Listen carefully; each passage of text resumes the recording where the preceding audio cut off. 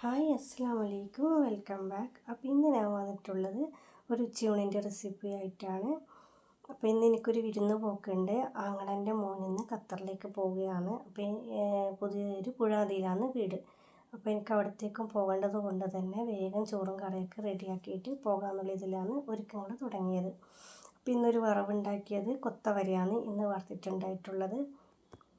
ഇന്ന് എൻ്റെ വീട്ടിൽ നിന്ന് വളർത്തിയ കുമ്പളങ്ങയാണ് ഇന്ന് കറി ഉണ്ടാക്കാമെന്ന് വിചാരിച്ചു. അങ്ങനെ വേഗം കറി ഉണ്ടാക്കി വെച്ചു. അയിലയാണ് ഇന്ന് കിട്ടിയത്. കുറച്ച് വലിപ്പമുള്ള അയിലയാണ്, അതും ഫ്രൈ ആക്കി വെച്ചു.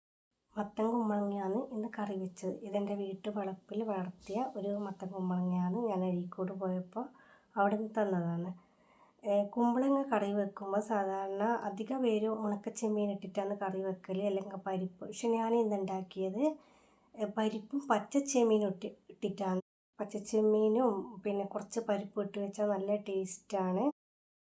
മത്തൻ കുമ്പളങ്ങ എപ്പോഴും കറി വെക്കുമ്പോൾ നമ്മൾ തേങ്ങ അധികം അരയാൻ പാടില്ല. ഒരു 2-3 പ്രാവശ്യമായിട്ടൊന്ന് മിക്സിയിൽ അരഞ്ഞു കഴിഞ്ഞാൽ അത് മതിയാകും. അതുപോലെ തന്നെ അരച്ച് കഴിഞ്ഞ് കഴിഞ്ഞാൽ നമ്മൾ ലാസ്റ്റ് ഒന്ന് കുറച്ചൊരു 4-5 വെളുത്തുള്ളിയും കൂടി അരച്ചാൽ കറി നല്ല സ്വാദുണ്ടാവും. അപ്പോൾ പരിപ്പും പച്ചച്ചെമ്മീനും ഇട്ട് വെക്കാത്തവരാണെങ്കിൽ ഒന്ന് ഉണ്ടാക്കി നോക്കുക. ഇതിൻ്റെ എല്ലാം റെഡിയായി ചോറ് വിളമ്പാണ് കുട്ടികൾക്ക്. വേഗം കുട്ടികൾക്ക് കൊടുത്തിട്ട് വേണം റെഡിയായിട്ട് പോകാൻ. ഇഷ്ടമായിട്ടുണ്ടെങ്കിൽ ഒന്ന് ലൈക്ക് ചെയ്യണേ.